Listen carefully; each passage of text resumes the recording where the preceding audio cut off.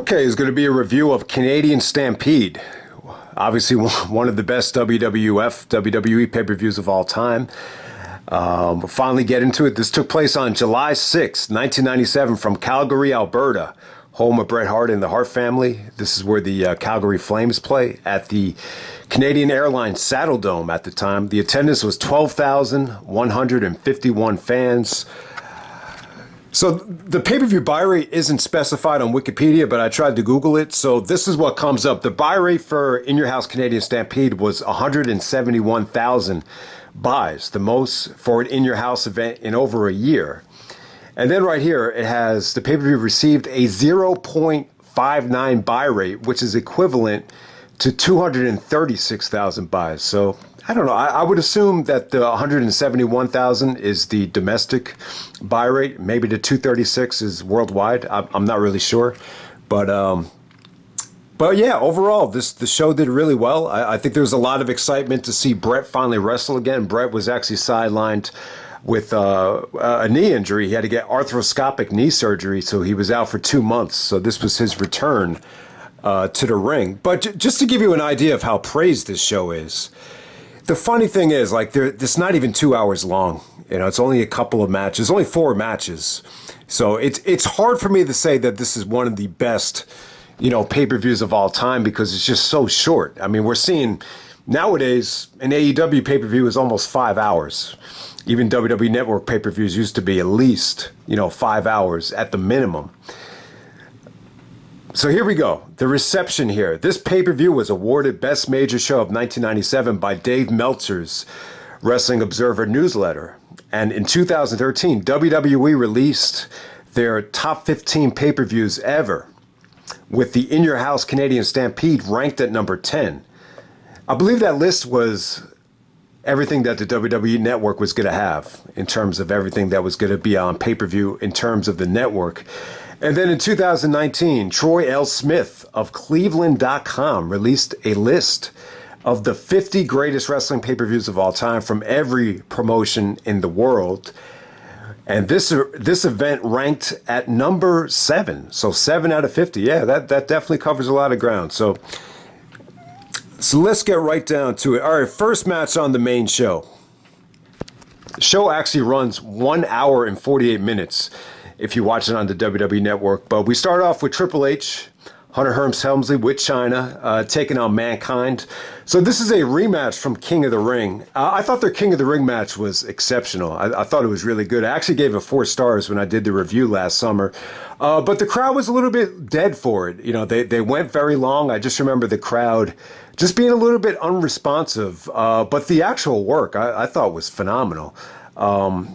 Triple H didn't accept the crown and the cape and the scepter for whatever reason. He just didn't want to wear it, which is kind of surprising because I thought the whole King of the Ring gimmick kind of fit the blue blood Greenwich snob type of thing. I thought he could have pulled it off quite well, but for whatever reason he was very hesitant to wear the crown. So what he did with the crown, he just after he received it, he just smashed it over Foley's head and beat the crap out of him with the scepter, with the crown. Chyna actually helped him with the beatdown as well.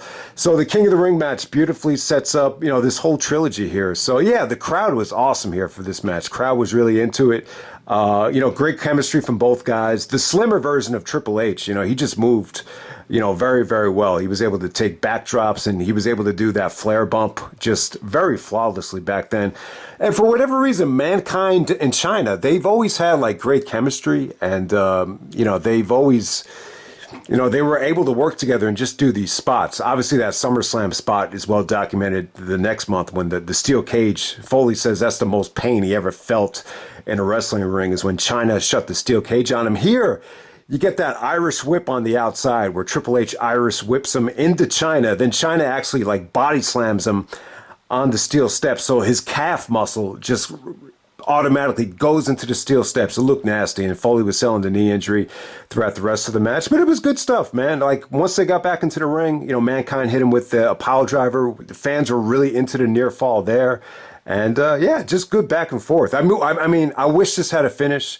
I think if this had a proper finish, this would have been the best match of that whole, I don't want to say trilogy, because when you combine the UK matches and the Raw match, that they had when he turned to Cactus Jack. They actually have 5 matches during this whole feud right here. But, this was on its way to being like their best work. And it's a very memorable match as well. I do remember on, when they started running those confidential shows, they would show like a match at the end of the show just to fill time. I think for the first one, they showed Bret versus Davey from SummerSlam. But one of the next couple of matches they showed was this Canadian Stampede match. And you always remembered it, because for whatever reason, like they kept on fighting throughout the rest of the show. They actually ended up in the penalty box because this is a hockey arena. This is where the Calgary Flames play. And like later on in the show, they're actually outside by the by the Zamboni, the wooden pallets, and Triple H actually takes a backdrop on the wooden pallets, kind of a foreshadowing of things to come. As a couple years later at the Royal Rumble, one of those wooden pallets would actually stick into his calf muscle and cause a huge gash. So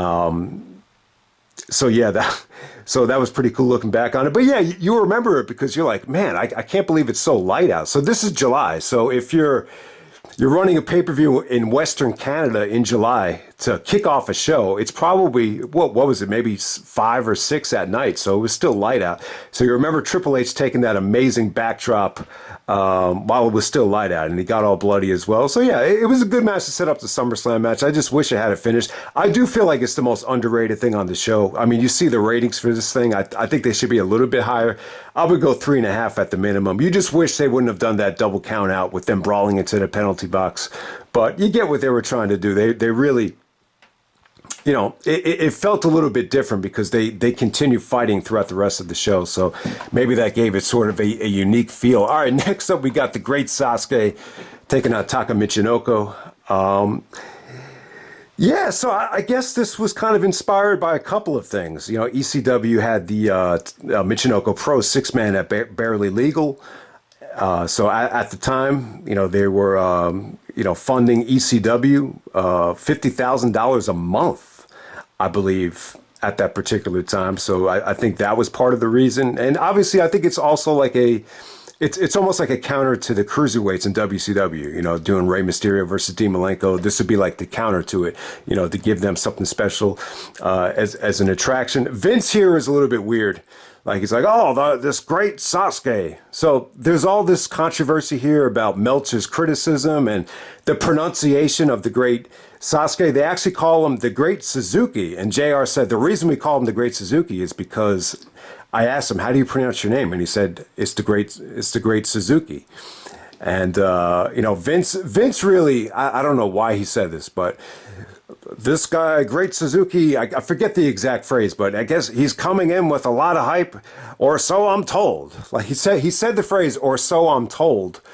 I don't know why he said that, but you just get the feeling like that Vince just doesn't, Jericho has said this on plenty of occasions that Vince likes to keep himself inside a WWE box, and he doesn't really want to know what's going on in other promotions, especially promotions all around the world. Like Vince kind of had the attitude of like he was just kind of just doing this because he had to do it. Doing it is like a favor. You just get the feeling that he didn't really want to go ahead with the match, but he seemed to enjoy it. He just kept on saying, these are great competitors. This is great competition. So Meltzer was very critical of Jim Ross for, he just felt like Jim needed to really carry the commentary here because he was just assuming that Vince wasn't really going to give a shit about the match.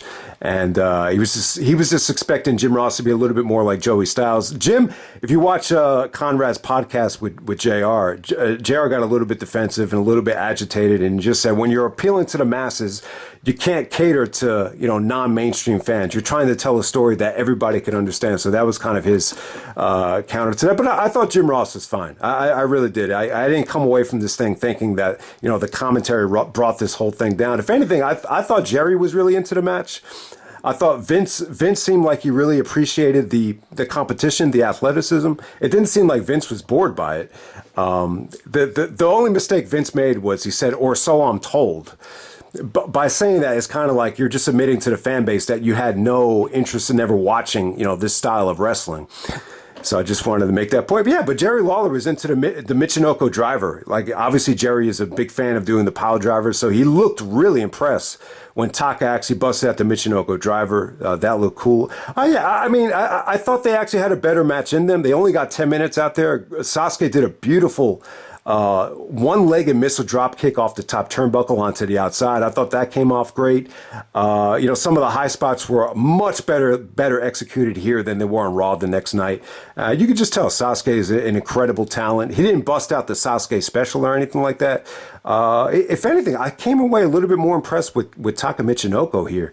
He was the one that really stayed with the WWF. I think Sasuke ended up getting fired shortly after this because I think the rumor was that he started spreading. There was a rumor that he was saying that he wasn't going to do any jobs or something like that. I think that's the reason why Sasuke didn't last that long. But yeah, this was cool though. This was really cool. I really didn't buy the ending though. There was a nice transition into a dragon suplex for the ending. Well, for the most part, I thought you had some good leg work. I thought you had good high spots. I thought everything was crisp here. This was just 10 minutes of Bret taking action. I think 4 stars is a little bit generous, but I could see that. It was just such an exciting match to take place in this environment. Someone before the match had a sign that said, it was kind of one of those signs where they're just walking across the aisle. And they said, "This is work rate." So I thought that was funny. But yeah, it was pretty cool, man. But yeah, it's just, I think the whole Joey Styles thing is very interesting. Obviously, Joey Styles is going to call the match by himself a little bit differently than if you have, 3 different guys out there for only 10 minutes. So let's move on to the next match. We got The Undertaker taking on Vader for the World Wrestling Federation Championship. This is a rematch from the Royal Rumble. Good stuff here. I thought this was a much better match between Taker and Vader. Definitely a step up when you're comparing it to the Royal Rumble match. This was supposed to be Ahmed Johnson, actually, but Ahmed actually had an injury. Ahmed had just turned heel and sided with the Nation of Domination, so that was the original plan. But I'm glad they went with this thing. You had the whole Paul Bearer thing where he's calling Undertaker a murderer, and they're kind of setting up the whole Kane thing. So this really worked out for the better because I think Vader was a monster here, and plus it kind of continues that format of the Japanese ties with the last match as well. And this is one of those shows that definitely has international appeal. Obviously, Vader was a huge star in Japan, so it kind of keeps the continuity going with the actual card. So yeah, Taker brought his A game though. This is the better version of Undertaker. Taker, he had some really disappointing matches. The Rumble match was a little bit of a letdown. It wasn't bad. WrestleMania main event against Sid was considered, one of the worst main events in WrestleMania history. And, the King of the Ring main event against Farooq, it was okay. It just wasn't anything special. So I think the heat was really on for Taker here. And, he brought his A game. The only negative about this match is there seemed to be a little bit of a botch on the counters to the tombstone. Ultimately, Vader was going for a tombstone and he just kind of collapsed. I don't know exactly what happened there, but highlight of the match here is when Vader goes for the Vader bomb. Taker gives him a low blow. Referee doesn't call for a DQ, and then Taker actually chokeslams him off the top rope as a counter to the Vader bomb. So I thought that was cool. Vader kicked out of a bunch of choke slams, and the crowd was going apeshit. Crowd was really into Taker here. I thought this was an incredible crowd from top to bottom. I mean, the crowd was hot for the main event, but that was by far the best crowd reaction of the night. But they were consistently hot throughout this whole thing, and ultimately Taker puts Vader away with the tombstone as well. But yeah, that tombstone sequence is a little bit tough to watch. It almost feels like it's a little bit of foreshadowing of what's to come at SummerSlam with Owen and Austin. So.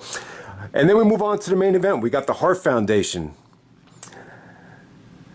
Bret Hart, Brian Pillman, British Bulldog, Jim the Anvil Neidhart, and Owen Hart. And, let me talk about it now before I forget. I think people might be asking, like, why is Pillman in this match? How was he associated with the Hart Foundation?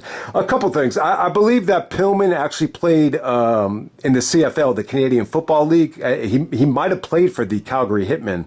And I think at the time, he definitely trained with Stu. Like, that's the main reason why. He actually trained at the Hart Dungeon, or maybe with the Hart brothers. So he definitely has ties to Western Canada. So that would be the main reason why Pillman's in this match. I thought Pillman was great. This is almost like adding Rodman to the Bulls. Like, you're throwing this wacky dude with these great players. And it almost had that type of feel to it. Pillman's connection with the fans was awesome. He acted like a heel, but they went crazy every time Pillman broke up anything. I mean, Pillman couldn't really do a lot, but, it was cool to see him mix it up with Austin here.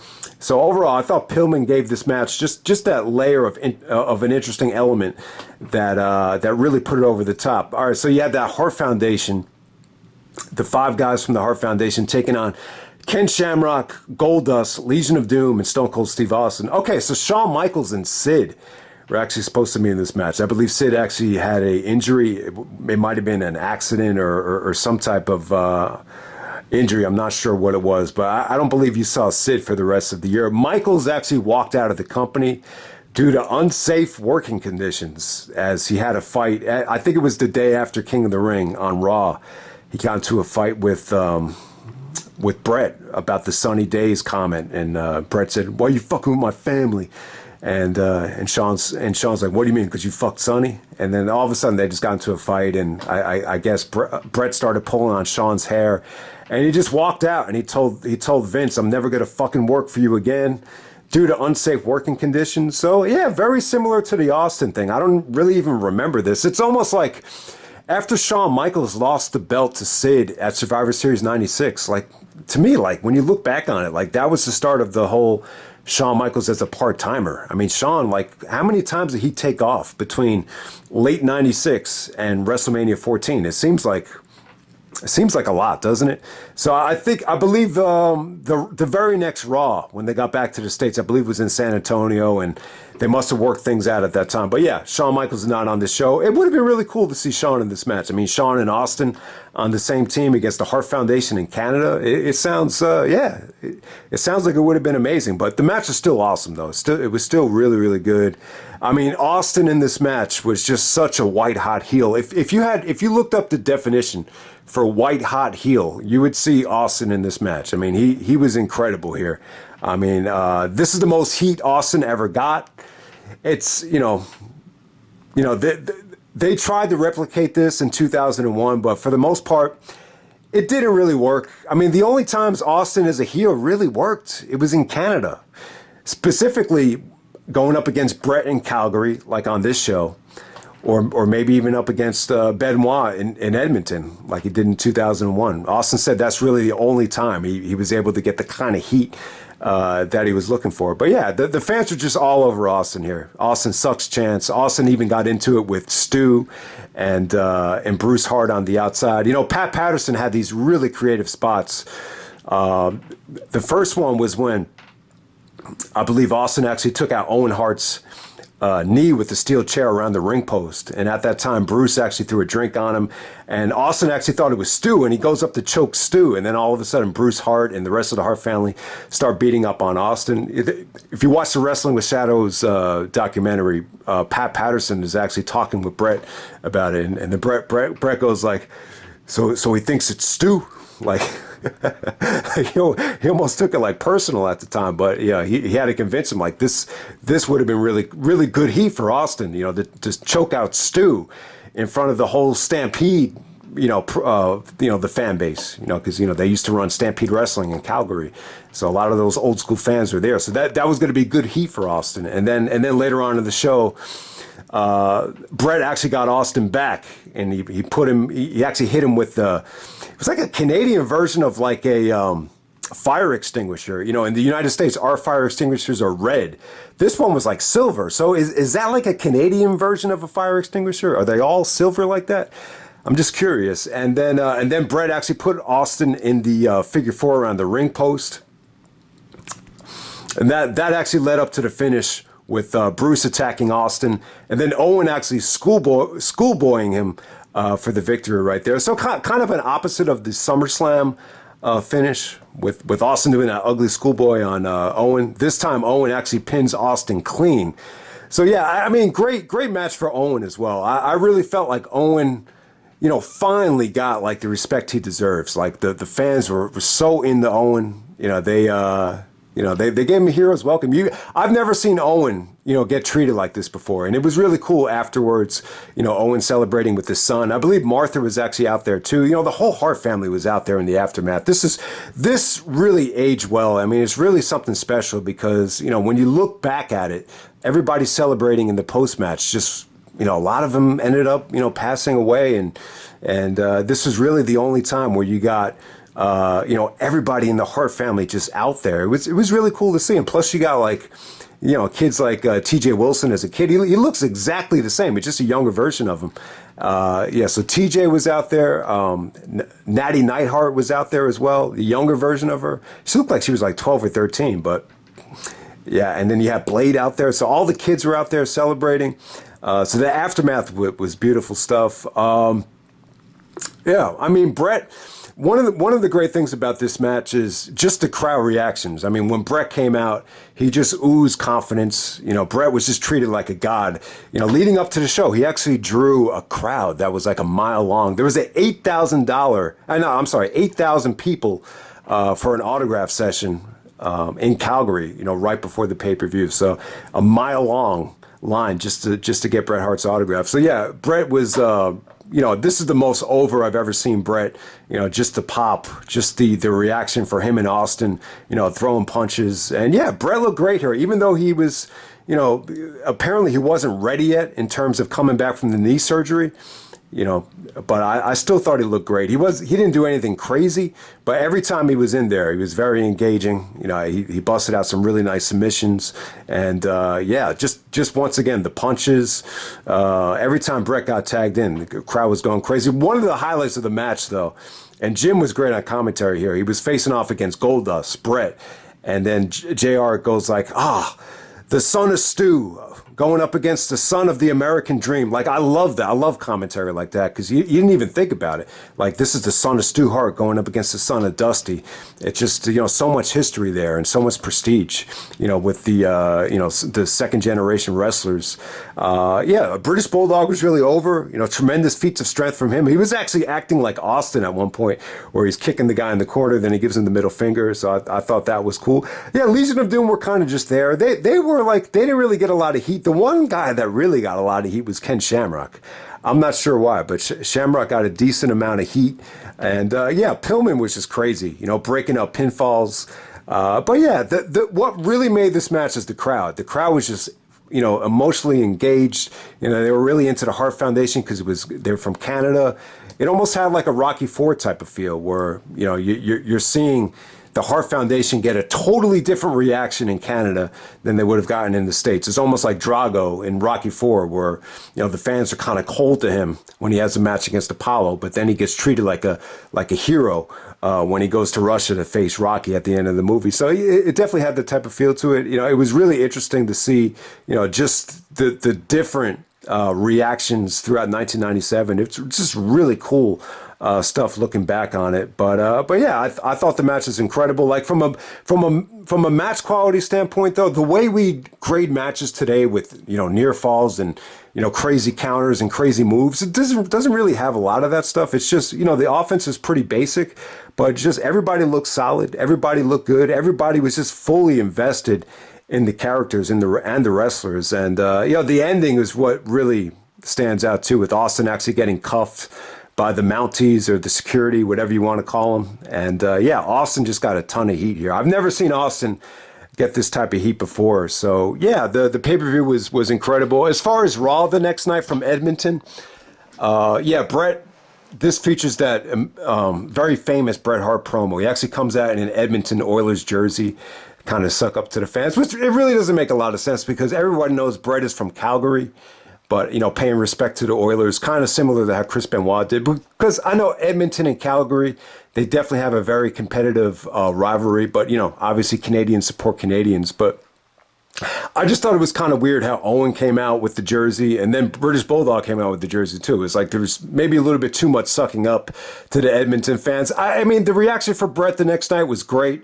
It just wasn't what it was in Calgary. And I can't say Raw the next night it didn't really capture the magic that Canadian Stampede did. But yeah, this was a famous Bret promo. With Vince in the ring, Bret actually says that he loved leaving America. America, love it or leave it. Well, I'm going to have pleasure leaving it. So it's a very anti-American promo.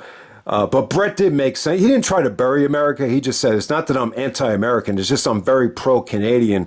Then he went on and on about how, the Canadians have gun laws. We take care of the sick and the old. We don't shoot each other on every street corner, which Bret said that he felt like he made a lot of good points. And, maybe you could argue that. I enjoyed it. I thought the promo was good. They actually did the Canadian national anthem, and then Austin actually interfered and broke it up and ruined the Canadian Love Fest. So that's how Raw opened up. There's actually another promo in the show where Austin is with Vince and he sets up the Owen Hart match. And, one of the stipulations for SummerSlam was that Bret was never going to wrestle in the United States again had he lost to Undertaker. So Austin threw a counter at Vince and said, if Owen beats me, then I'll kiss his ass. And maybe they regret that looking back on it because, maybe that crossed Austin's mind after the pile driver.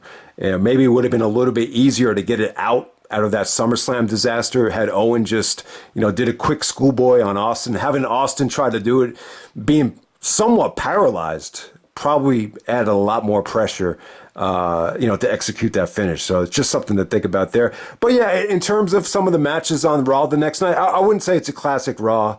I wouldn't even say it's worth checking out. I mean, the highlight was definitely the Bret and Austin promos. Wrestling-wise, you did get another great Sasuke versus Taka Michinoko match. Wasn't as good, a little bit botchy. Grandmaster Sexay, Jerry Lawler's nephew, was on commentary. He was going to challenge the winner for the Cruiserweight Championship.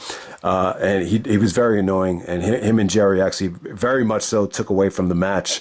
So would not recommend watching it. It wasn't bad. Sasuke actually did hit the Sasuke special in that match. It actually did have a little bit of a better finish, but from start to finish, it wasn't anywhere near as good as the Canadian Stampede match. Triple H and Austin had a match at the top of the hour, I believe the 10 o'clock hour, which was good. This is the slimmest I've ever seen Austin and Triple H look in an actual match. It was good stuff while it lasted. Mankind came out, Mick Foley. He was wearing an Austin shirt. This was around the time when he started saying, "Pick me, Steve," as a tag team partner, which really got over. Foley was really getting over quite well with this lovable Mankind character. It was almost like a precursor to the Mick Foley Do Love stuff. And so Foley actually cost Triple H the match. I believe he actually took a chair shot from Triple H, and then Austin hit him with the stunner to put him away. But yeah, I can't say Triple H and Austin is like a hidden Raw match of the year candidate. I can't say that. I mean, it was okay for what it was. It's worth checking out, but it's not going to blow anybody away, just to be honest with you. And then the main event, we got another Bret Hart match. You got Bret Hart and Goldust. They actually had a match later on that year at the September 22nd Raw from MSG. This wasn't nearly as good as that. Bret looked like he was struggling a little bit here. I think at the Canadian Stampede, he was able to tag out before his knee started acting up on him. So this actually had the Davey Boy SummerSlam finish with Bret actually executing it and going over. It didn't look as good, didn't come off as good. I don't know. The main event, it could have been a little bit better. There, you had the Disciples of Apocalypse come out, then you had the Hart Foundation come out. I just felt like Bret and Goldust could have had a much better match if they, took away the shenanigans and if Bret was a little bit more healthy. Because I love what Jim Ross said, the son of Dusty versus the son of Stu. That kind of got my blood boiling. But yeah, the Raw the next night, this was a great Canadian double shot. I mean, I would definitely say this when I look back on it, the connection that some of the Canadian wrestlers have in their home country of Canada, it's unreal. And it's a shame that Jericho really never got a chance to wrestle in a pay-per-view in front of the Winnipeg crowd. I thought that would have been really cool. I think he wrestled Randy Orton on Raw in front of Winnipeg, but I've always felt like Jericho should have done some really cool things in front of his. Maybe it's just not a big enough city for a pay-per-view or whatever. But yeah, Benoit in Edmonton against Austin. And even, this Canadian Stampede with Bret in Calgary. I don't know if I've ever seen a hometown crowd, support their guy the way that they did here in Western Canada. So, yeah, it's just something to think about there. But, yeah, man, so that's Canadian Stampede and the Raw Aftermath. Really, there's 4 matches here. Everything is really good. The main event is just, from a crowd reaction standpoint, it's just an incredible moment for the Hart family legacy. So if you're a Bret Hart fan, you're an Austin fan, this is definitely must-see stuff. So I hope you guys enjoyed the video, and I'm out.